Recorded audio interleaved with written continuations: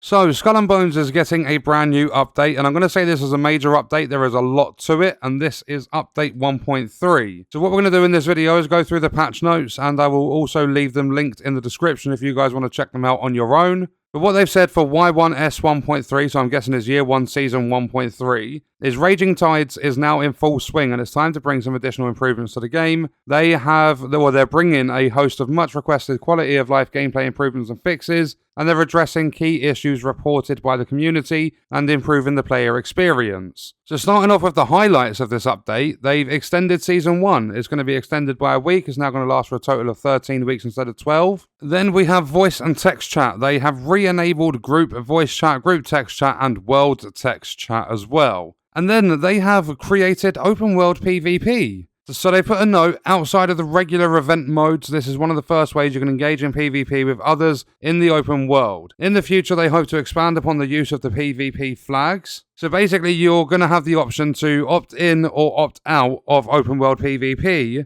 And the way you'll be doing that is to, basically raise your flag on the set sail screen before you embark from outposts and dens. And it says here to turn the PvP flag on to engage in combat with other players that also have their flag on anywhere out at sea, outside of activities that are PvP based. And then the players that have their flag on and their current kill streak can be identified by a red skull icon beside their profile names. If you hit a group mate also that has PvP on, is going to damage them, so there's friendly fire. And the PvP flag on players are unable to deal damage to players with it off and vice versa. So if you have the flag off, you don't have PvP. If you turn it on, then PvP is enabled. But if you have it on, someone has it off and you attack them, you're not going to deal damage. So I think that's the best way they possibly could have done it. But that's unless both parties are actually engaging in a PvP activity like the cutthroat cargo, then that's going to be by default PvP on for all players. And then whilst you have the flag on, you can see all other players that have their flags on as a red arrow on the map. But the ship rank of players is ignored during PvP combat in open world PvP. And then another dev note says, with the introduction of open world PvP, they also wanted to take the opportunity to improve the experience and fine-tune some of the mechanics based on player feedback and data they have with regards to the activities. So basically now, there's updated matchmaking criteria to account for the last selected PvP flag on and off preference when attempting to match players together. Players that are more inclined to PvP will have a higher likelihood of being matched to the same server and vice versa.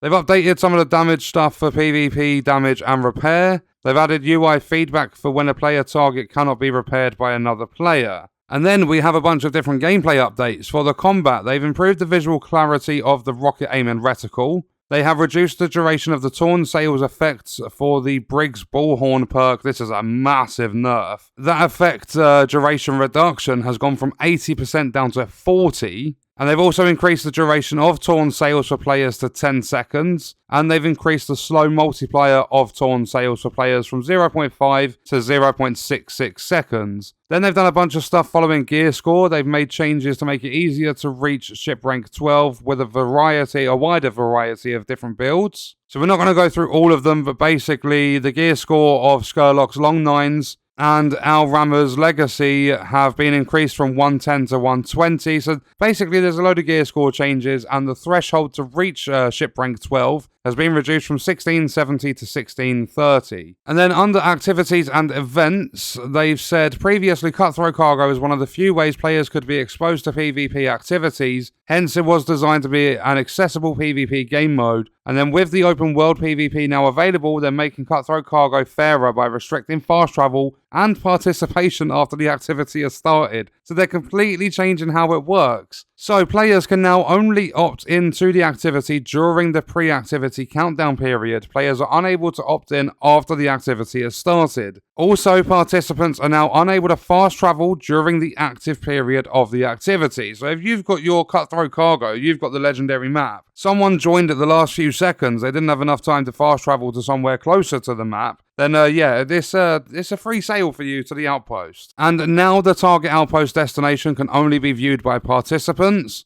And they've also removed the speed debuff for the Cutthroat Cargo Carrier. So it was recently they put in the debuff. I think it stopped the brig being able to go 18 knots. It capped it at 14, so it was fair for other players to catch up. But yeah, they've removed that speed debuff, so everyone's probably going to go back to the brig. But then also for the Helm Wager, they've removed the speed debuff for the carrier, so you can go 18 knots in your brig again. And there's no fast travel in Cutthroat Cargo now, so it's going to be a weird one. I'm guessing they're still testing it. I don't think they're going to leave that as final. And then for the legendary heist, they've increased the chances of the opportunity spawning, and the manufactory that's rewarded after a successful heist is no longer restricted to the region where the heist takes place. However, only manufactories from unlocked regions will be awarded. Then for Le Peste, they've reduced the damage dealt by explosive minion ships of Le Peste to Le Peste himself. So basically a rebalance was done as the damage dealt to Le Peste from the minion ships was higher than expected. The option to use the minion ship against Le Peste remains a viable strategy for players to utilise. And they've also added recommended ship rank and recommended number of players to the map panels for the high difficulty activities and events. Then for the Helm, opportunities will continue to be generated for players that have owned all manufactories. They've increased the funding duration and storage space. So for an example, the new capacity for a level 5 manufactory is going to be 1,000 pieces of 8, and the funding duration is 18 hours. And then they've done stuff with contracts, like a shipwrecked soul, they've added rogue ambushers. For brokered ground, they've reduced the number of caches required to be delivered from 3 to 1. Also for that contract, they've added a new step to collect the reports from Lenitra. For Moonsmoke Queen, they've reduced the damage and health of General Van Nickel's ship. And for Tools of the Trade, they've added a new low-level gatherer ship that drops Acacia near St. Anne. And I think that was really, really good because it says, as a dev note, in response to the lack of Acacia spawn points around St. Anne, players can hunt this ship with a hunting spear to fulfill requirements for the contract. And then inventory and trading, they've changed the default open behavior for silver pouches and chests to open all pouches and chests in the stack, which I think is really, really good. It got a little bit irritating having to open one by one when you've got a bunch of chests. They've adjusted the Outpost vendors' store inventories to be persistent across different servers and different platforms. So I'm guessing that means you can't just server switch and go and grab a bunch of commodities now because the